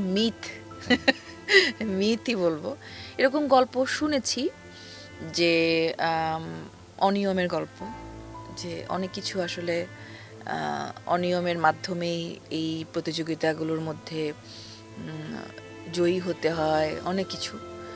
কিন্তু আমি আমার ব্যক্তিগত জীবনে আমি ভেরি লাকি, মানে ভেরি লাকি কেন বললাম, যে আমি এই অনিয়মগুলোর মধ্যে পড়তে গিয়েও আমাকে পড়তে হয়নি কখনো। এখানে আমি একটা ছোট্ট উদাহরণ, আমি অনেক আগের একটা ছোট্ট উদাহরণ দিব। আমার শুরু থেকে, আমি 93-তে সম্ভবত 93-তে আমি জাতীয় শিশু পুরস্কার প্রতিযোগিতায় মণিপুরী নৃত্যে আমি স্বর্ণপদক পেয়েছি। তো সেই প্রতিযোগিতায় আমি সিলেট থেকে ঢাকায় এসে আমি প্রতিযোগিতায় একদম জাতীয় পর্যায়ে যখন কম্পিটিশনটা হয় অংশগ্রহণ করেছি। তো অংশগ্রহণ করার পরে সেখানে জাজেস প্যানেলে ছিলেন, আমি নাম মেনশন করব না, ছিলেন তিনজন খুব সিনিয়র নৃত্যশিল্পী, তিনজন। তো আমরা যখন পারফরমেন্স করার পরে সবাই বলছে যে হ্যাঁ তুমি খুব ভালো নাচ করেছো, আর তোমাকে আমি তো তখন অনেক ছোট ছিলাম, ক বিভাগে, এত সুন্দর লাগছে দেখতে, পুতুলের মতো, কিন্তু তুমি তো উইন করতে পারবা না। বলতে এটা অলরেডি একজন প্রতিযোগী ছিলেন, ঢাকার বাইরে থেকে এসছেন, মনে পড়ছে না কোথা থেকে এসছেন, ওনাদের ফ্যামিলি অলরেডি এটা সেট করা যে তারাই উইন করবে, এরকম আর কি। এটা শোনার পরে আমরা আর কিছু, আমার অভিভাবক হিসেবে আমার বাবা মা আসলে খুবই সহজ সরল, সবসময় যে কোনো সিদ্ধান্তের প্রতি ওনারা খুবই উদার ছিলেন। তো ওনারা বলছে ঠিক আছে, এটা তো কিছু না, যে কম্পিটিশন হয়েছে, যেটা রেজাল্ট হবে সেটাই আমরা মেনে নিব। কিন্তু ভেরি লাকিলি এটা শোনার পরে আমি যেটা আমরা যেটা শুনলাম, যে ওই জাজেস প্যানেল যেটা আসলে আগে থেকে নির্ধারিত ছিল যে যাদেরকে উইন করবে, প্যানেলটা খুব ইনস্ট্যান্টলি ওখানে চেঞ্জ করে নতুন জাজেস প্যানেল বসানো হয়েছিল, যেই কারণে যার উইনার হওয়ার কথা ছিল যে ফ্যামিলি মানে আগে থেকেই মানে নির্ধারিত ছিল, তার আর উইনার হতে পারেনি। এবং আসলে যে উইনার সেই তখন উইন করেছে। হ্যাঁ, তো এরকম করে আমার বেলায় আসলে আমি খুব সৌভাগ্যবশত আসলে এই জায়গাগুলো, যেমন আমি খুব মানে আমি আমার নিজের অনুভূতির জায়গা থেকে কথাটা বলতেছি যে লাক্স ইয়াং সুপারস্টার এই কন্টেস্টের সময় যখন আমি একদম একদম টপ 12-এ যখন চলে এসেছি, সবাই যখন ভোট করছে, জাজেসদের রিয়াকশন পাচ্ছি, সবাই যেখানে বলছে যে উইনার হিসেবে মনে হয় তোমাকেই আমরা পাচ্ছি, একটা সবার একটা ধারণার জায়গা ছিল। আমার মনে হতো কি যে না, আমি একটা মণিপুরি মেয়ে, আমি বাঙালি না, আমি দেখতে অত সুন্দরী না, আমি নিজের নিজের বিচার বিশ্লেষণের জায়গা থেকে আমি বলছি যে আমি অত সুন্দরী না। হ্যাঁ, আমার অভিনয়ের জায়গায় আমি চেষ্টা করে যাচ্ছি, আমার চ্যালেঞ্জগুলোকে আমি দর্শকদের কাছে আমি প্রমাণের চেষ্টা করেছি, জাজেসরাও সেটা অ্যাপ্রিসিয়েট করেছেন। কিন্তু হয়তোবা আমি যেহেতু অন্য নৃতাত্ত্বিক জাতিগোষ্ঠীর একটা মেয়ে, তারপর আমি আরও অন্যান্যদের তুলনায় হয়তোবা অনেক বেশি সুন্দরী না, আমি হয়তোবা উইনার হব না, এটা আমার নিজের আত্মবিশ্বাসের জায়গা থেকে বলছি। আমি হয়তোবা সেকেন্ড হতে পারি বা হয়তোবা থার্ড হতে পারি। কিন্তু পরবর্তীতে যখন যেদিন মানে উইনার ঘোষণা করা হলো, তখনও আমার নিজের ব্যাপারে খুবই আত্মবিশ্বাস এরকম ছিল যে না, আমি হয়তোবা সেকেন্ড অথবা থার্ড হব। কিন্তু লাকিলি আসলে এটাই আমি বলবো যে যখন বিচারটা হলো, অ্যানাউন্সমেন্টটা হলো, আমার কাছে এটা এতটাই অপ্রত্যাশিত ছিল এবং আমি খুব লাকি যে সেদিন আমার মানে মঞ্চে, বিজয়ের মঞ্চে সেদিন আমার বাবা উপস্থিত ছিলেন। আমার বাবা সচরাচর আমার কোনো অনুষ্ঠানে যান না, তো সেদিন উনি উপস্থিত ছিলেন, আমার মা উপস্থিত ছিলেন। তো এই প্রাপ্তির অনুভূতিটা আসলে আমার সারা জীবনের জন্য স্মৃতি হয়ে থাকবে। কারণ আমি যেমন সেদিন কিছুদিন আগেও আমি মন খারাপ করে পুরোনো ছবিগুলো দেখছিলাম। আমি মাকে হারিয়েছি এবছর সেপ্টেম্বরে, 25 সেপ্টেম্বরে। তো মা চলে যাওয়ার পরে আমি কিন্তু আনফর্চুনেটলি মাকে কিন্তু দেখতে যেতে পারিনি। এখানে যে ধর্মীয় বিধিনিষেধ সব কিছু মিলে আমাকে দেখতে যেতে দেওয়া হয়নি বেসিক্যালি। তো আমি যাই হোক, আমি কথাটাই ইমোশনাল হতে চাই না একদমই, কিন্তু এতদিন তো আসলে কাউকে সশরীরে কাউকে হারাইনি। মানে মাকে বাবাকে ছেড়ে এসেছি, ওনারা ফিজিক্যালি ছিলেন, খবর পাচ্ছি ভালো আছেন, সব মানে সব কিছুই, সব সংবাদই কিন্তু আমার কাছে আসছে, এবং আমি মনে প্রাণে আমি সেই প্রার্থনাটুকু সবসময় করে যাচ্ছি যে আমার বাবা মারা যেন ভালো থাকেন, সবাই ভালো থাকেন। কিন্তু এই প্রথমবার যখন আমি আসলে মাকে একদম সশরীরে হারিয়ে ফেললাম, তখন আমার কাছে মনে হলো যে জীবন আসলে আর কিছু, মানুষের জীবনে এরকম একটা অমূল্য সম্পর্কের জায়গায় যখন ধর্ম, সম্প্রদায়ের বিধিনিষেধ বা অন্যান্য বিধিনিষেধগুলোই যখন জিতে যায়, সম্পর্ক থেকে, ভালোবাসার সম্পর্ক থেকে আসলে বিধিনিষেধ জিতে যায়, তখন আসলে আমার আসলে আর কোনো কিছু ভাষা নাই। তা আমি বেশ অনেকদিন এটাতে খুবই মুহ্যমান ছিলাম যে আমি আমার মাকে হারিয়ে ফেললাম, কিন্তু মাকে শেষ দেখাটা দেখতে পারলাম না। আমার নিয়ম, পৃথিবীর পার্থিব নিয়ম এত কঠিন যে আমাকে সেই মানে সেই নিয়মের ঊর্ধ্বে যেতে পারলাম না। তো যাই হোক, আমার প্রিয়জন, আমার প্রিয় মানুষগুলো যারা আমার পাশে আছেন, তারা আমাকে প্রতিনিয়ত সেই সান্ত্বনাটা আমাকে দিয়ে যাচ্ছেন, যে সান্ত্বনাটা আমি পাচ্ছি এভাবেই যে আমার বাবা মায়ের আশীর্বাদটুকু, অদৃশ্য আশীর্বাদটুকু সঙ্গে ধারণ করেই। বাবাকে দেখেছো শেষ কবে? বইমেলাতে। আমার বাবাও যেহেতু একজন লেখক, কবি, উনি প্রতি বছর বইমেলাতেই আসার চেষ্টা করেন, কিন্তু গত 2 বছর ধরে হয়তো আসতে পারছেন না, কিন্তু বইমেলাতেই আমার বাবার সাথে। মা চলে যাওয়ার পরে দেখা হয়েছিল তাই তো? এই বইমেলায়? না, আগের বার? বেশ কয়েক বছর আগে। বাবাকে এখন তুমি কথা তো বলো, যোগাযোগ না, কথা হয় না? আমার এটি বলতে ইচ্ছা হয় না যে বাবা শেষ দেখাটা আমি করতে চাই, মাকে আমি শেষ দেখাটা দেখা দিতে পারিনি, শেষ স্পর্শ আমরা তো চাই। আমিও মাকে হারিয়েছি, অনেক বছর হয়েছে, কিন্তু শেষবারের মতো স্পর্শ করতে তো মন চায়। এবং মায়ের প্রথম স্পর্শ তো মনে থাকে না আমাদের জন্মের পরে, কিন্তু শেষ স্পর্শ তো মনে থাকে। আমার মাকে আমি যখন কবরে শোয়াই, শেষবারের মতো শেষ স্পর্শ তো আমি তাকে করতে পেরেছি, এবং আমি মনে করি এটি আমার অধিকার। তো তুমি তো সেই শেষ স্পর্শ ধর্মীয় বা সাম্প্রদায়িক বিধিনিষেধের কারণে করতে পারোনি। আমার যেমন অনেক বন্ধুরা আমাকে এদিক থেকে অনেক সহযোগিতা করেছে। যেমন তারা যখনই বাসায় গিয়েছে, বাসায় গিয়ে যেহেতু আমরা খুব ছোটবেলা থেকেই আমার মা আমার বন্ধুদেরকে খুব আদর স্নেহ করতেন, তো সেই জায়গা থেকে মাসিমাকে দেখতে তারা যখন যেত, তো আমাকে ইনবক্সে অনেক ছবি পাঠিয়েছে, আমি দেখেছি। তো আমার পরিচিত অনেক মানুষই আমাকে পরিচিত বলবো, যেমন আমার মানে মা চলে যাওয়ার খবরটাও আমাকে বাইরে থেকে শুনতে হয়েছে, সোশ্যাল মিডিয়াতে। আমার এক বান্ধবী, সে যখন দেখেছে অ্যানাউন্সমেন্টটা, তো সে তখন আমাকে ফোন করে জানিয়েছে যে তুমি কি খবরটা শুনছো? আমি বলছি যে না, কি মানে তুমি এখনো জানো না? আমি যে না, তো কি হয়েছে? তো সে তখন আমাকে পরে বললো আর কি যে মাসিমা তো নেই। তো আমার যাই হোক, আমি এই কথাগুলো আসলে বলতে চাই না, আর ইমোশনাল হইতেও চাই না। আমার কান্নাগুলো আমি আমার নিজের কাছেই রেখে দিয়েছি অনেক আগেই। সেটা আমি খুব আমি আসলে যেটা অনুভূতিগুলো আসলে দর্শকদের থাকুক কাছে। শানু, কান্না তোমার কাছেই থাকুক, তুমি রাখো, তুমি লেখো, তুমি ভালো লেখো। এগুলো কি তুমি কখনো লিখে যেতে চাও? হ্যাঁ, আমি আমার কান্নাগুলো, অভিমানগুলো, অভিযোগ নাই কিছু। আমি হয়তো বা কোনো দিন, আমার যেহেতু কলম আসলে কলমটাই আমার এখন আমার এক্সপ্রেশনের একটা জায়গা। এই কলমের মধ্য দিয়ে আমার অনুভূতিগুলো আমি লিখে রেখে যেতে চাই দর্শকদের কাছে, আমার পাঠকদের কাছে, আমার প্রিয়জনদের কাছে।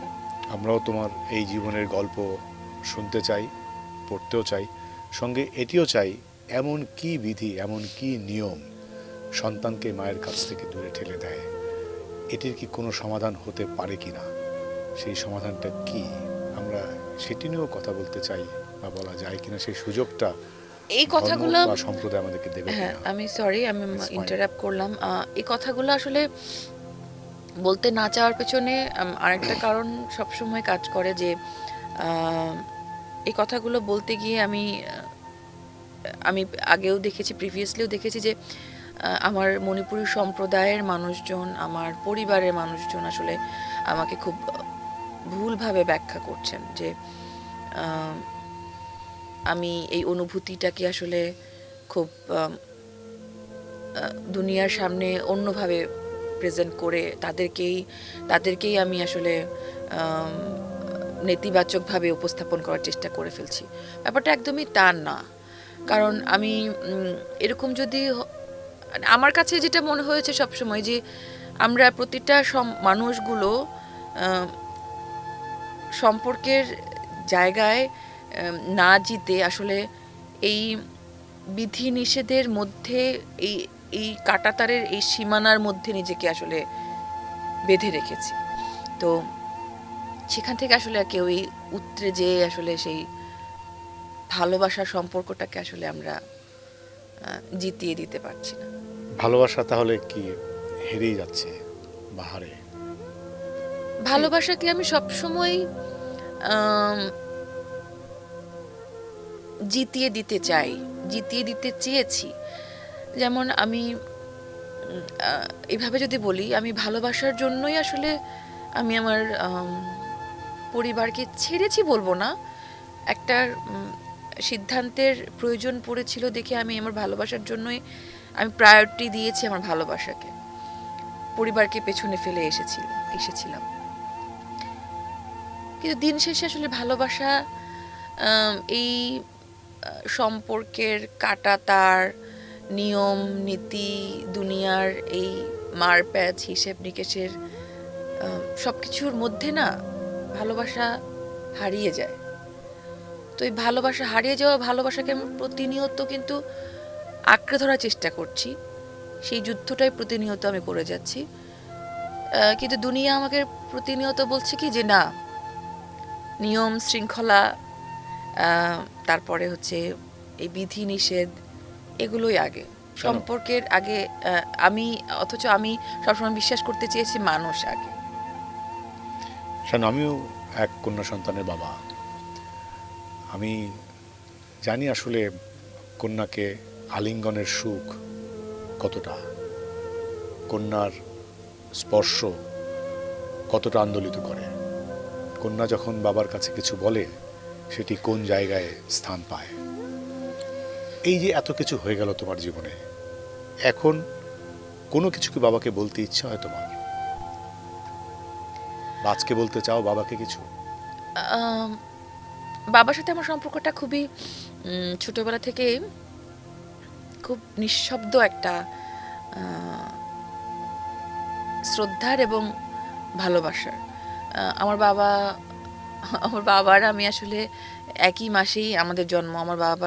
আমার জন্ম 22শে ফেব্রুয়ারি, আমার বাবার জন্ম 27শে ফেব্রুয়ারি। তো সেই অনুযায়ী আসলে আমরা একই রাশির জাতক জাতিকা। এই কারণে হয়তো বা দুজনার মধ্যে মানসিক সংযোগের জায়গাটা খুবই নিঃশব্দ হলেও একে অপরকে খুব বুঝতে পারতাম, আমার কাছে মনে হয়েছে। আমার বাবা কখনোই কোনো কিছুতে আমাকে চাপিয়ে দেননি কোনো সিদ্ধান্তে জীবনের। পড়াশোনার সময় যখন আমি যে সিদ্ধান্তটাই নিতে চেয়েছি, বলছে না, তুমি তোমার পছন্দ অনুযায়ী সিদ্ধান্তটা নাও।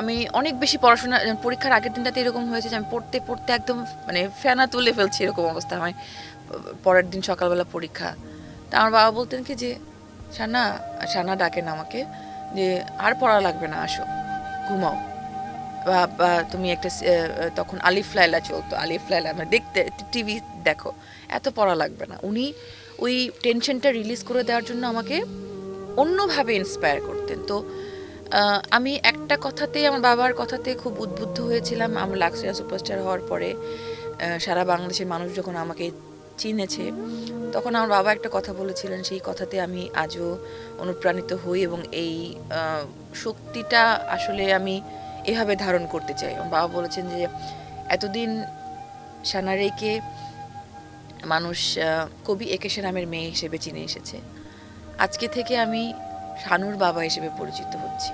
এটা আমার জন্য অনেক অনেক মানে অন্যরকম একটা ভালো লাগার এবং সম্মান। তো আমি সেই অনুযায়ী আমি এখন পর্যন্ত কাজ করে যাচ্ছি।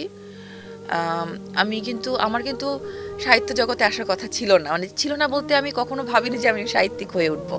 আমি শিল্পী হতে চেয়েছি, নাচ শিখেছি, গান শিখেছি, অভিনয় শিল্পী হয়ে উঠেছি। কিন্তু 2017 সালে এসে কিন্তু আমি লেখালেখি শুরু করেছি।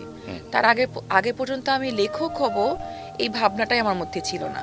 কিন্তু আমি যখন এই যে 2017 পরে ধারাবাহিকতা আমি একটু একটু করে আমি একজন কবি হয়ে উঠছি, শব্দের মানুষ হয়ে উঠছি, আমি কিন্তু এখন আমি আমার বাবার পদাঙ্ক অনুসরণ করছি এবং আমি আমার বাবার মেয়ে, এই পরিচয়টা দিতে আমার খুব গর্ববোধ হয় এবং প্রচণ্ড ভালো লাগা আমাকে কাজ করে, আপ্লুত করে।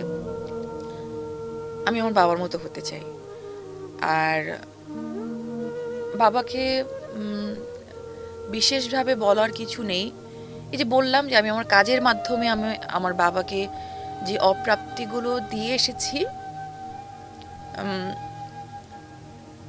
সন্তান হিসেবে আমি বাবার পাশে থাকতে পারিনি। তো সেই অপ্রাপ্তির জায়গা থেকে আমি আমার কাজ দিয়ে, আমি আমার কর্ম দিয়ে, আমি আমার সাহিত্য দিয়ে আমি সেই সন্তান হিসেবে সেই দায়িত্বটা আমি পালন করতে চাই। বাবাকে জড়িয়ে ধরতে ইচ্ছে হয় না?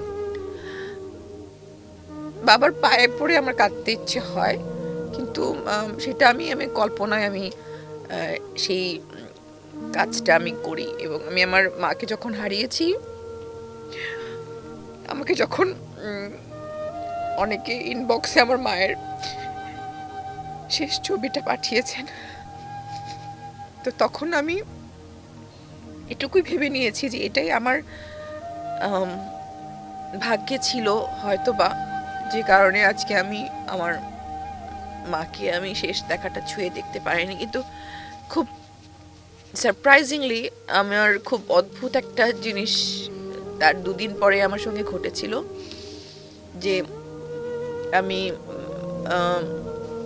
2 দিন বা 3 দিন, হ্যাঁ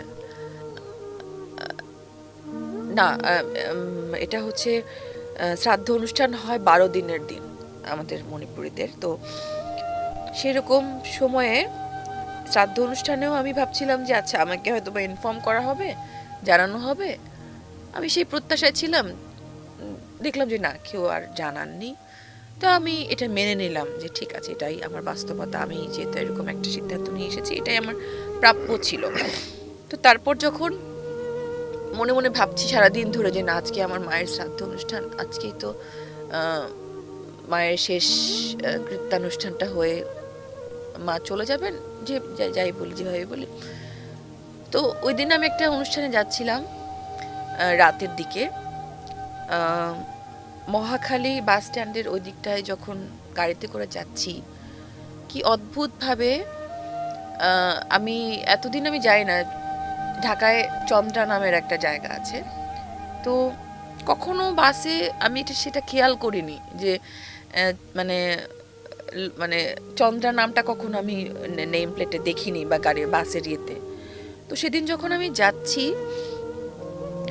সেদিন ফিরছিলাম, তখন কি বাসটার নাম যেন ভুলে গেলাম। তো ঠিক সামনেই ঢাকা টু চন্দ্রা নামটা এত জল জল করে ছিল, এবং বাসটা ঠিক আমার গাড়ির পাশ দিয়ে অনেকক্ষণ ধরে, যতক্ষণ ওই রুটটা যাচ্ছিলাম ততক্ষণ ধরে যাচ্ছিল। হঠাৎ করে যখন আমি তাকিয়ে দেখি যে আমার পাশে আমার মায়ের নাম চন্দ্রা, আমি এটা মানে বলতে ভুলে গেছি। তো দেখি যে আমার নামটা যখন আমি দেখছি যে চন্দ্রা আমার পাশে পাশে যাচ্ছে, আমার গায়ে কাটা দিচ্ছিল, এবং আমার কাছে মনে হচ্ছিল যে, আমার অনুভূতিটা এরকম মনে হচ্ছিল যে মা আমার সঙ্গে সঙ্গেই আছে। আমি জানি না, এটা হয়তো বা খুবই একটা কাকতালীয় একটা বিষয়, এটার কোনো হয়তো কোনো ব্যাখ্যা নেই, কিন্তু আমার অনুভূতিতে আমার মনে হচ্ছিল এই নামটা এতদিন কখনো চোখে পড়েনি কেন, আজকের দিনেই কেন নামটা আলাদাভাবে চোখে পড়ছে, এবং অনেকক্ষণ ধরে আমার সঙ্গে সঙ্গে গাড়িটার সঙ্গে সঙ্গে বাসটা যাচ্ছিল। তো অনেক শব্দ হয়তো বা বলতে হয় না, ইথারে ভেসে যাক শব্দগুলো। মা যেখানেই আছেন, আমার অনুভূতিগুলো, আমার প্রার্থনাগুলো পৌঁছে যাক, এটুকুই চাইবো, আর কিছু না। মায়েরা আসলে কখনোই ছেড়ে যায় না সন্তানকে, মায়েরা থাকে প্রতিটি মুহূর্তে, মা বেঁচে থাকে সন্তানের হৃদয়ে, সন্তানের সময়ে, সন্তানের নিঃশ্বাসে, কর্মে। সকল মা ভালো থাকুক, সকল নারী ভালো থাকুক, পৃথিবীর সকল মানুষ ভালো থাকুক। এরপর কি লিখছো তুমি? আমি তো বলেছি যে আমি আমার মণিপুরি শেকড়টাকে নিয়ে বেশ কাজ করার একটা জায়গা খুঁজে পেয়েছি, এবং এত সমৃদ্ধ একটা সাহিত্যের অনেক রসদ এখানে আছে। আমার কাছে মনে হয়েছে যে এই উপাদানগুলোকেই যদি আমি আমার মতো করে বাংলা ভাষাভাষী পাঠকদের জন্য রেখে যেতে চাই, আমি এইগুলো নিয়ে কাজ করছি। আর তার পাশাপাশি কবিতা তো আসলে এমন একটা অনুভূতি যে যখন আসে তখন তো আসলে আমি কবিতাকে মানা করতে পারি না। তো কবিতাও আছে, শব্দের এই জায়গাটায় আমার খুব স্বচ্ছন্দ বিচরণ। আমার মনে হয় এটা আমার নিজস্ব একটা জগৎ, যেখানে কোনো নিয়ম কানুনের বাধা নেই। কেউ আমাকে বলবে না যে তুমি এটা করো না, ওটা করো না।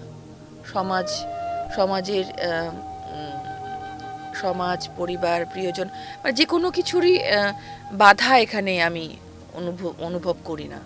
তো এটা আমার নিজস্ব একটা জগৎ, সেই জগতে আমি আমার পাঠকদের জন্য কিছু কাজ রেখে যেতে চাই, আমার মণিপুরী সম্প্রদায়ের প্রতি আমার দায়বদ্ধতার জায়গা থেকে, আমার বাবার প্রতি একটা দায়বদ্ধতার জায়গা থেকে আমি জানি যে প্রতিটা অভিভাবক আসলে দিন শেষে সন্তানের প্রাপ্তিতে খুশি হন, তৃপ্ত হন। তো সেই তৃপ্তির জায়গাটা আমি কিছুটা হলেও কাজ করে যেতে চাই। কবিতা শোনাবে আজকে? কবিতা, হ্যাঁ, কবিতা, অনেকগুলো কবিতা আসলে বিভিন্ন সময়ে লেখা হয়ে থাকে। আজকে আমি অনেক কিছু মানুষ নিয়ে আমার অনেক ভাবনা আছে। আমি আসলে প্রতিনিয়ত মানুষ দেখি এবং মানুষের মধ্যে ভালোটাও খুঁজে পাই, খারাপটাও খুঁজে পাই। এই মানুষ নিয়ে আমার একটা কবিতা আছে, সেই কবিতাটা আমি আপনার জন্য, তারপরে প্রিয় পাঠক, প্রিয় দর্শক সবার জন্য পড়ি। কবিতার শিরোনাম হচ্ছে মানুষ দেখি। পৃথিবীর এই চিড়িয়াখানায় হরেক রকম মানুষ দেখি। বিষণ্ণতার ছানি চোখে, ক্ষীণ আলোয়, রঙিন চশমার ফাঁক ফুকুরে নানান ঢঙের খেলা দেখি। মানুষ দেখি, মানুষ চিনি, সত্যি মানুষ, মিথ্যা মানুষ, সুখী মানুষ, দুঃখী মানুষ, হৃদয় মানুষ, মুখোশ মানুষ, আসল মানুষ, নকল মানুষ, আপন মানুষ, স্বার্থ মানুষ, মানুষ মানুষ, শুধুই মানুষ। সব মানুষের আদল একই, তবুও ভেতরটাকে খুঁচিয়ে দেখি। অতঃপর মানুষ চেনার ক্লান্তি মেখে রাতের তারায় সঙ্গোপনে কষ্ট মাখি। আমি পৃথিবীর এই চিড়িয়াখানায় নির্বাক শৃঙ্খলিত এক প্রাণ হয়ে অপলক শুধু দু চোখ ভরে হরেক রঙের মানুষ দেখি।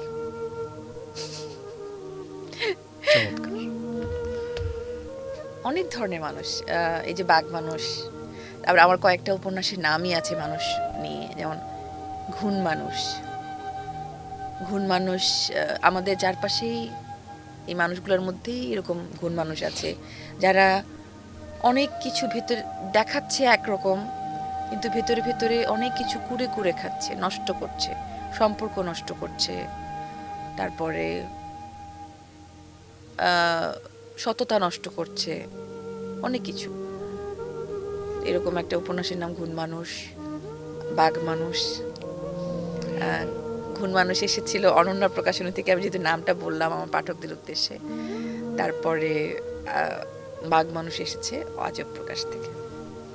আমরা শানু গল্প করছি আসলে আমরা এই আয়োজনেই আমরা কথা বলি জীবন এবং কর্ম নিয়ে, কারণ আমরা বিশ্বাস করি বা আমরা সবাই দেখি কর্মকে ঘিরে জীবন হয়, আর জীবন জুড়েই শুধু কর্ম।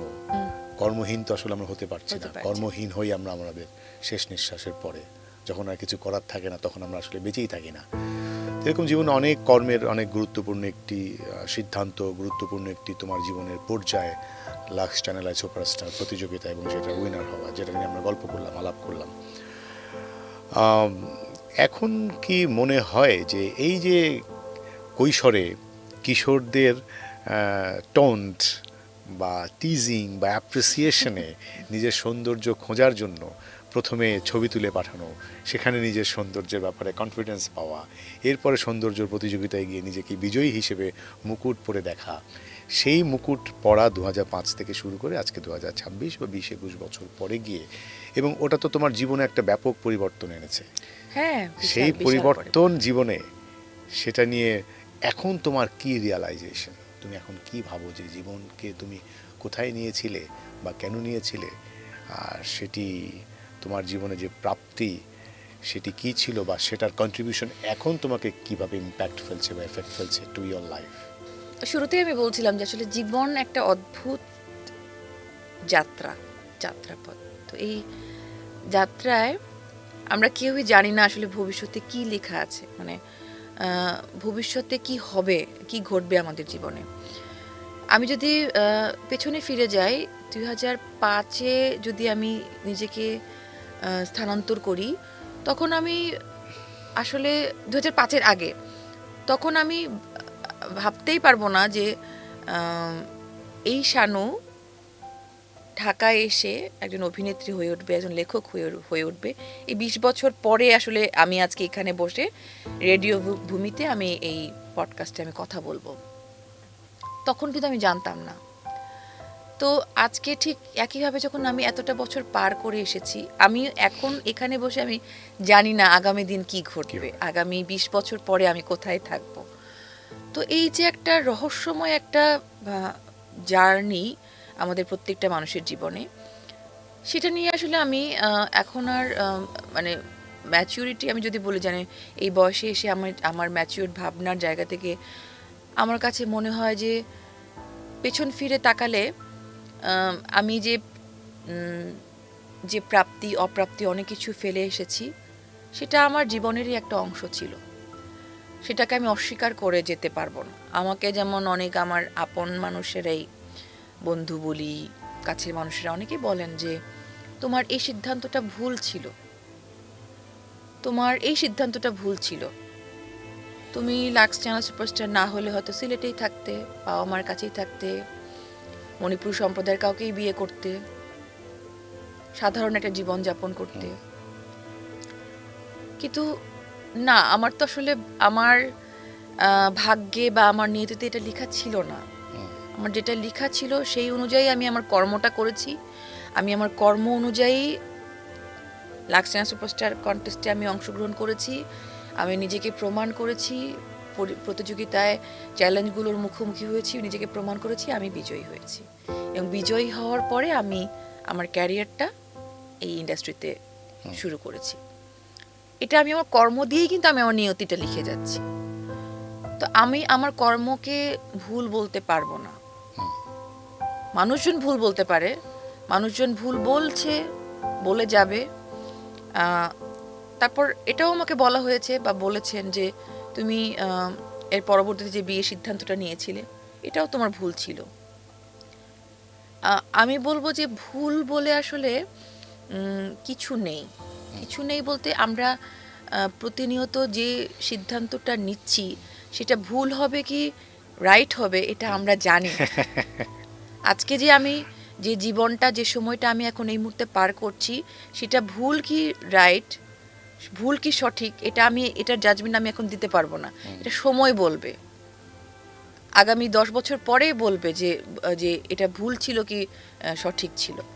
তো এভাবে আমি কখনোই জীবনকে দেখি না, যে জীবনটা আমার কাছে মনে হয় আমি যদি এই প্ল্যাটফর্মটা যদি আমি না পেতাম, আমি আজকে শানু হয়ে উঠতাম না।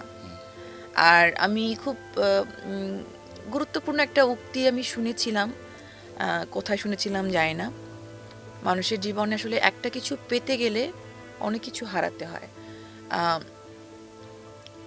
তো আমি যে প্রাপ্তিটা পেয়েছি, আমি আমার নেম ফেম পরিচিতিটা পেয়েছি, সেটার জন্য হয়তোবা আমার ভাগ্যে এই জায়গাটা অফ হয়ে গেছে, আমার পরিবার বা আমার প্রিয়জন মানুষগুলো আমার জীবন থেকে সরে গেছে। শিল্পীদের জীবনের এই নির্মমতাটা আসলে প্রতিটা শিল্পীই মনে হয় অনুভব করেন।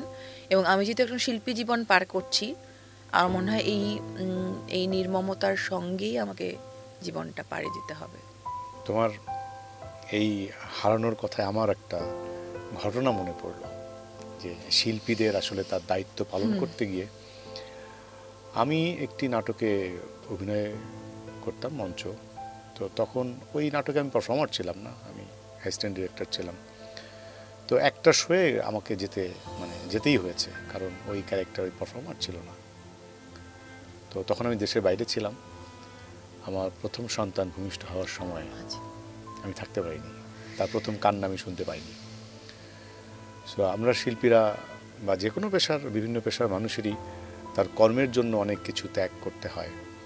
লং লাস্টিং, দীর্ঘদিন বেঁচে থাকা ফুল, গাঁদা ফুল সানারেই দেবী শানু, তার জীবনে ভুল নিয়ে কোনো কথা নেই, ভুল নিয়ে কোনো আক্ষেপ নেই, ভুল খোঁজার কোনো প্রয়োজনও নেই, কারণ জীবনে কোনো ভুলই নেই, আছে মানুষ খোঁজার তাগিদ।